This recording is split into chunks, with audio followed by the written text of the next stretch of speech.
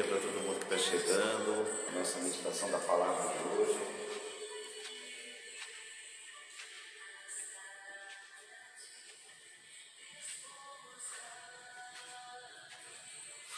Sejam bem-vindos a todos vocês que vão participar conosco nessa manhã da meditação da palavra. Retomando o livro dos Atos dos Apóstolos, capítulo 14. Vocês estão me ouvindo bem aí? Vou colocar o cabo de som ali. Pega, por favor, antes do cabinho de som. Então vamos chegar à sua casa.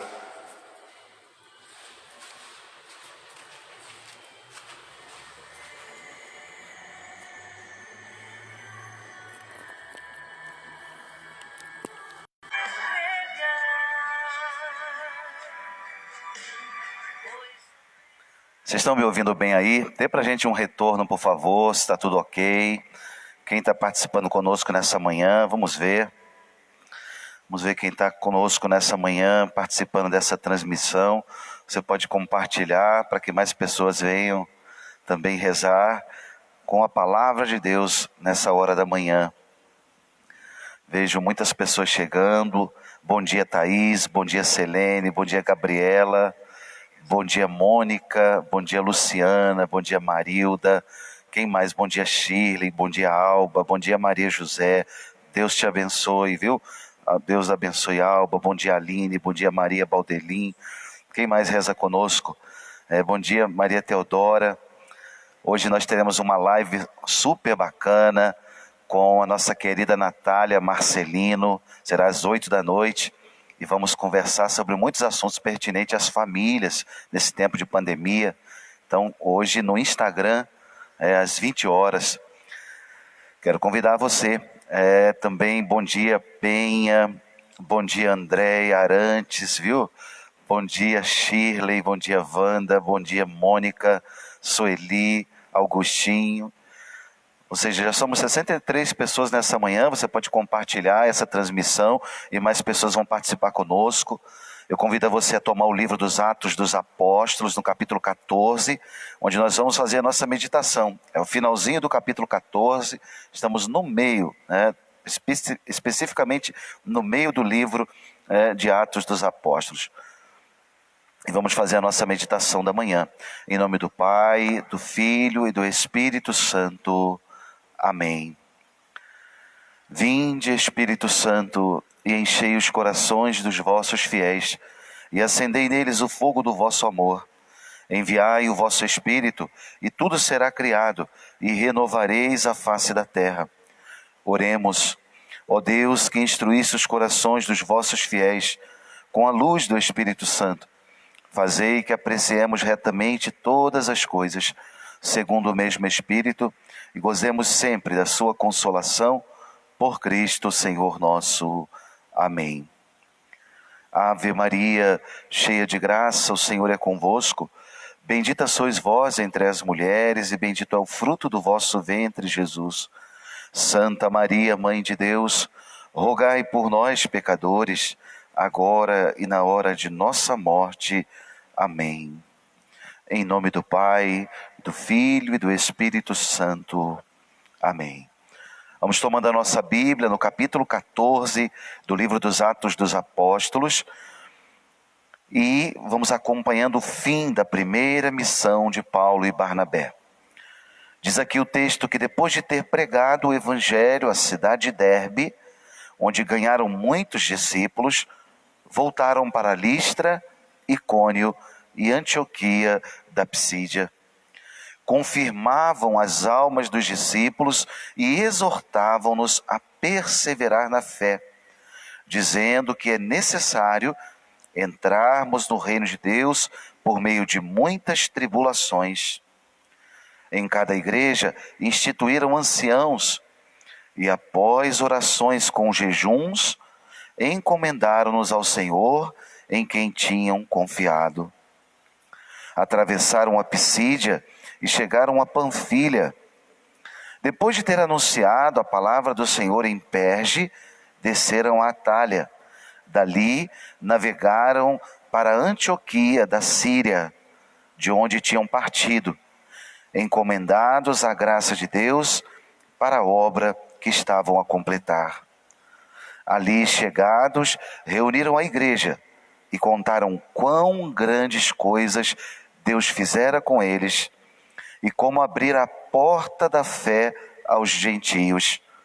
Demoraram-se com os discípulos longo tempo. Palavra do Senhor, graças a Deus. Queridos irmãos e queridas irmãs que nos acompanham nessa meditação, estamos meditando o capítulo 14, num pequeno, muito simples estudo bíblico sobre, nesse tempo pascal, sobre o livro dos Atos dos Apóstolos. Aqui, os versículos 19 e 20, já começa narrando o apedrejamento de Paulo. Diz aqui o texto que Paulo ficou quase meio morto, arrastaram-no para fora da cidade. E os discípulos o rodearam, ele se levanta, no dia seguinte partiu com Barnabé para Derbe. Versículos 19 e 20. Esse apedrejamento que já tinha se anunciado no início do capítulo 14, assim como tinha acontecido com Estevão, agora Paulo também é apedrejado, literalmente apedrejado. Aqui nós vemos a força de um apóstolo, a força não só psicológica e não só a força da fé, a força espiritual de Paulo, mas aqui também a força física. Aquilo que ele vai dizer na carta aos Coríntios: ainda que o nosso exterior se desconjunte, o nosso interior se renova de dia para dia. Paulo fala isso não só como uma ênfase na sua retórica, mas fala isso como um testemunho da sua vida. Paulo é apedrejado, aqui no versículo 19 e 20, desce agora para Derbe, e ali naquela região da Ásia Menor, em torno de onde hoje é a Capadócia, na Turquia, eles evangelizam aquelas cidades, Listra, Icônio, e depois eles seguem caminho para Antioquia. Diz aí o versículo 21, que eles seguem depois, atravessaram a Pisídia, chegaram a Panfilha e vão então navegando até Antioquia, na Síria. Nesses versículos 19, 20, 21, 22, nós vamos lendo as vitórias, o progresso da palavra de Deus. Mesmo com contrariedades, mesmo com perseguições, mesmo com toda a sorte de situações contrárias, Paulo e Barnabé são obedientes a Deus e eles vão anunciando o reino de Deus. Aqui penso que seja um ponto central do texto. Qual é o ponto central? Esse anunciar o reino de Deus, não importam as circunstâncias. Anunciar o reino de Deus. E qual era a exortação que eles faziam? A exortação a perseverar na fé. O texto é muito claro e muito bonito, onde o conteúdo da pregação deles não é: olha, fiquem firmes porque vocês vão ter sucesso, fiquem firmes porque vocês vão ter grandes recursos materiais, vão acumular as fortunas. Não, Paulo tem um foco, o foco dele é o reino de Deus. E ele vai exortando aquelas comunidades a perseverarem na fé. Encomendaram-nos ao Senhor em quem tinham confiado.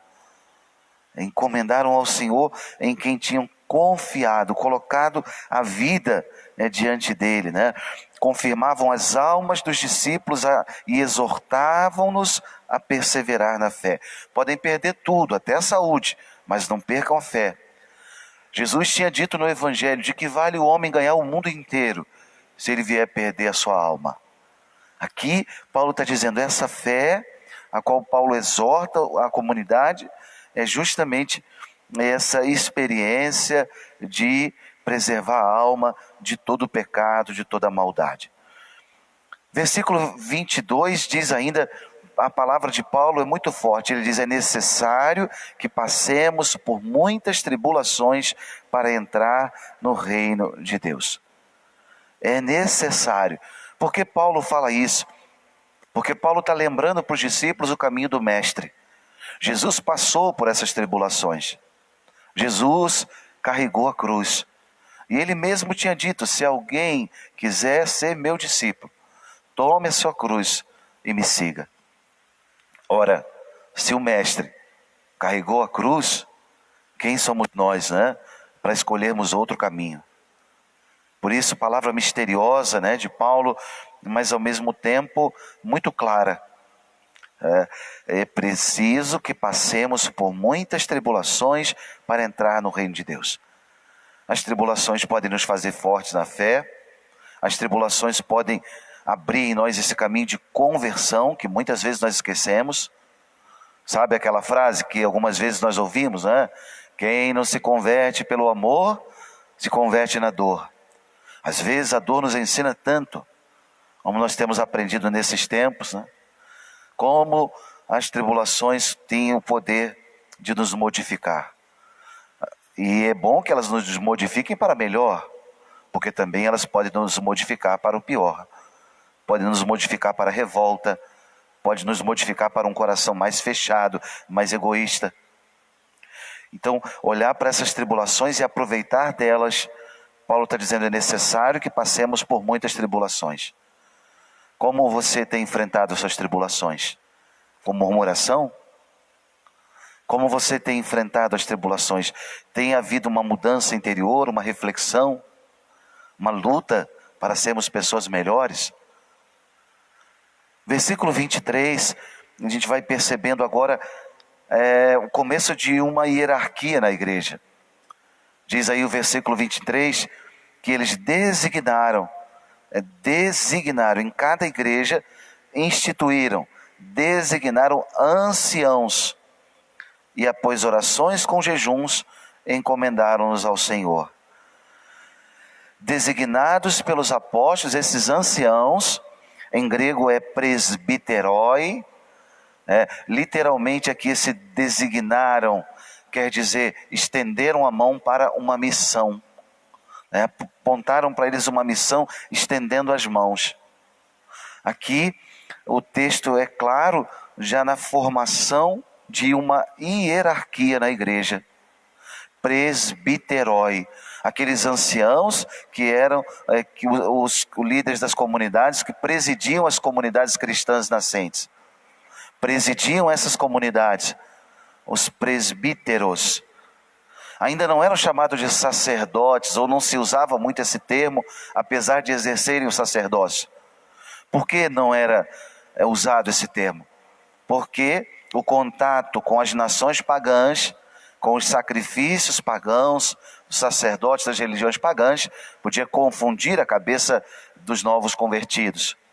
E também os sacerdotes da antiga aliança, dos sacrifícios do templo de Jerusalém. Então, aqui, esses anciãos presidiam a comunidade, esses presbíteros.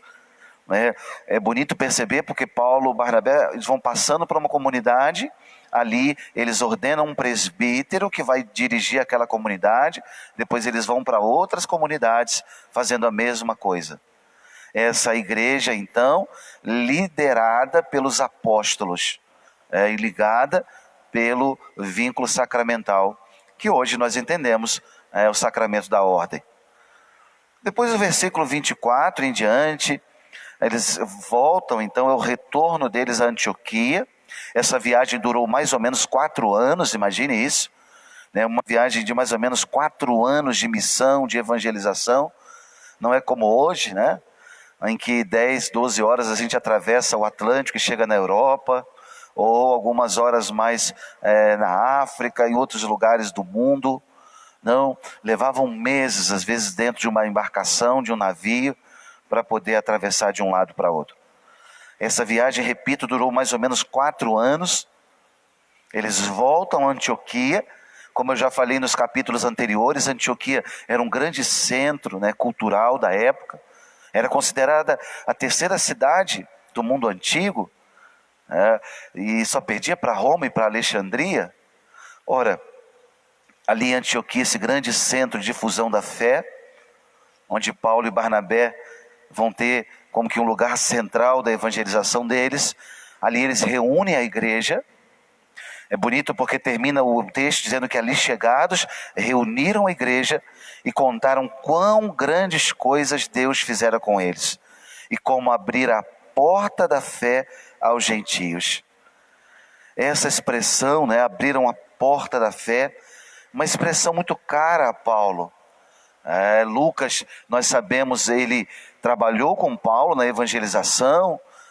Lucas foi o grande colaborador de Paulo e ele recolhe aqui muitas expressões paulinas e reúne então a igreja e contam para eles as maravilhas que Deus fez e como tinha sido aberta a porta da fé.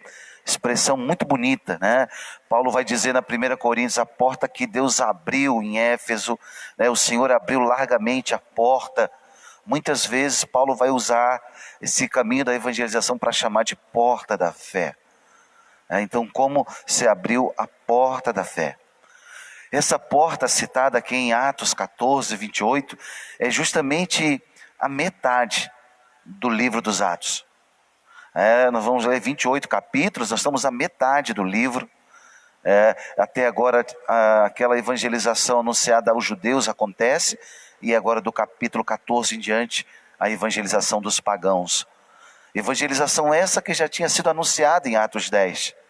Mas agora, na metade do livro, Paulo vai falar dessa porta da fé que se abre a todos, que se abre aos judeus, nação escolhida, mas também agora a todas as nações. A porta da fé está aberta. Por isso, meus irmãos, nessa meditação de hoje, nós queremos dizer para Deus isso, que nós também acolhemos essa evangelização.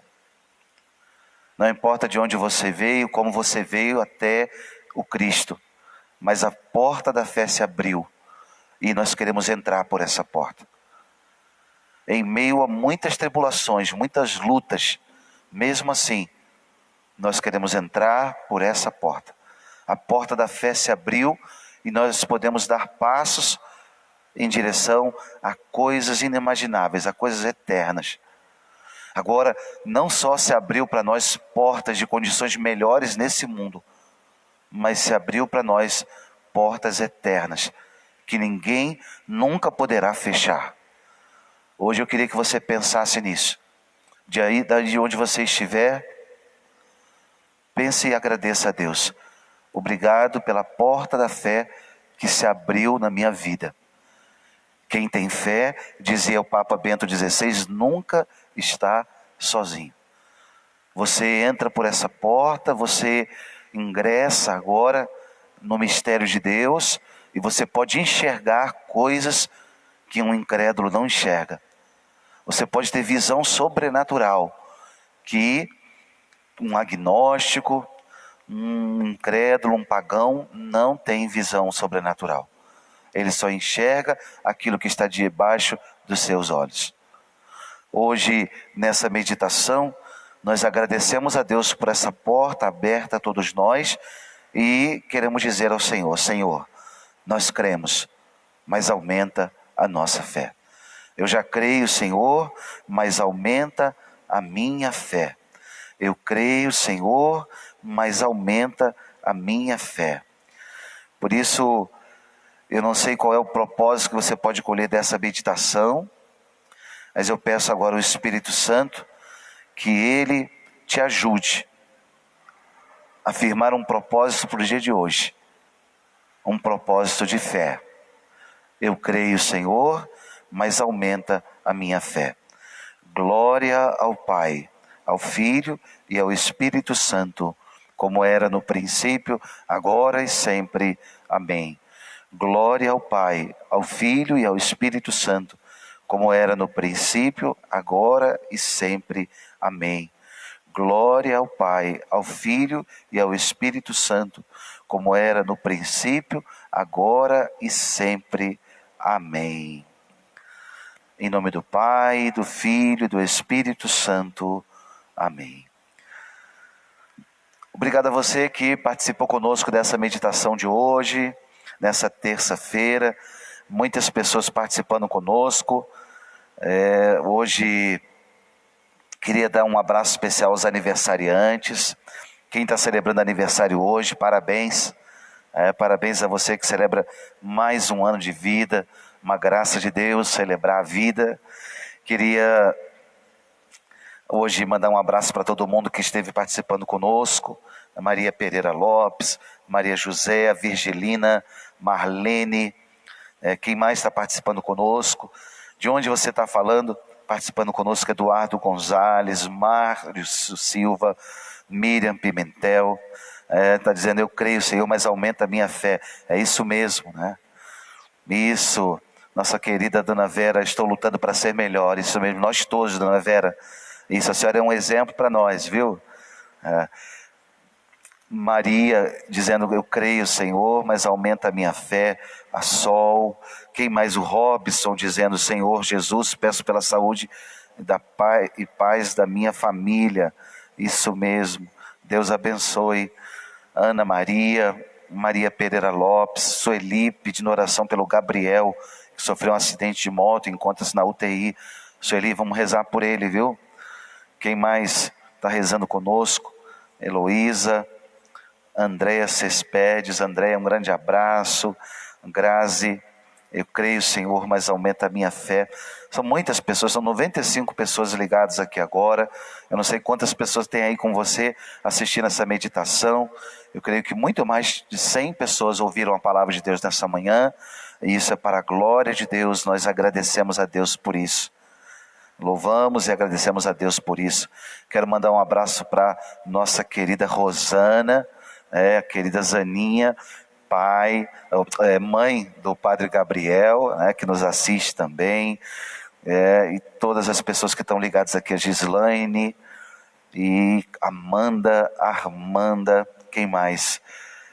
Luciana, e são muitas pessoas que participam, Deise, Mônica, muitas pessoas pedindo orações, Penha e tantos outros. Louvamos a Deus, meus irmãos, pela palavra dele anunciada para nós nessa manhã e queremos pedir que a bênção dele permaneça sobre nós a vivermos esse dia de hoje na companhia de Nossa Senhora.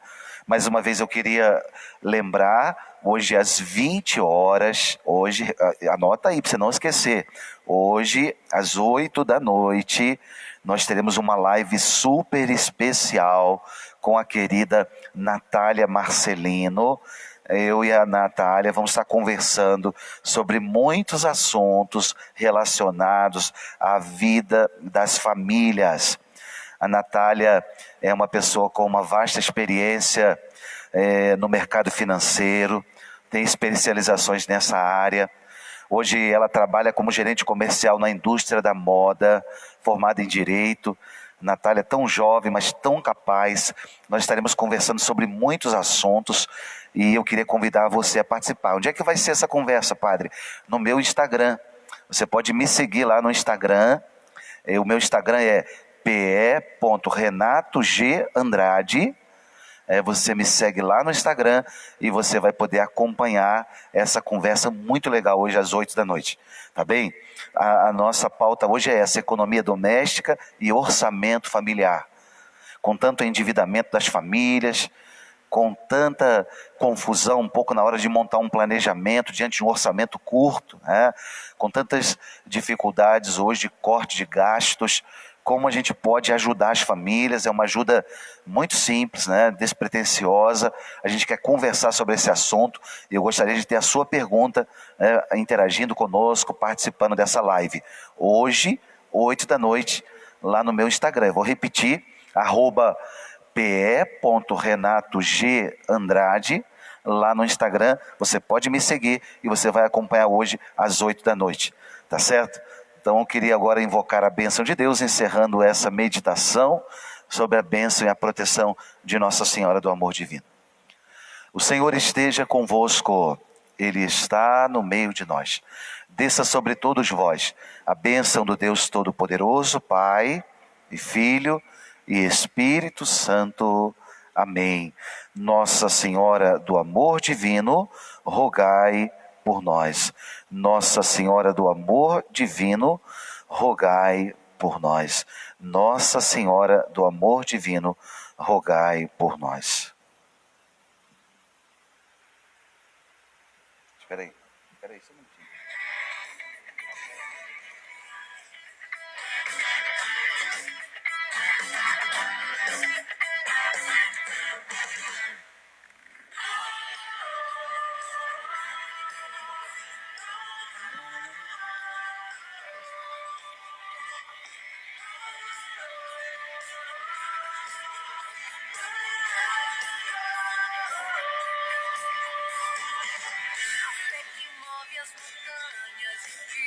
no deserto da força e sentido à vida. É uma coluna de fogo que prova e sustenta, salva e purifica. É crer no que ainda não se vê, que tuas promessas e palavras já são obras. Com a vida dizer, tu és teu Senhor e Deus.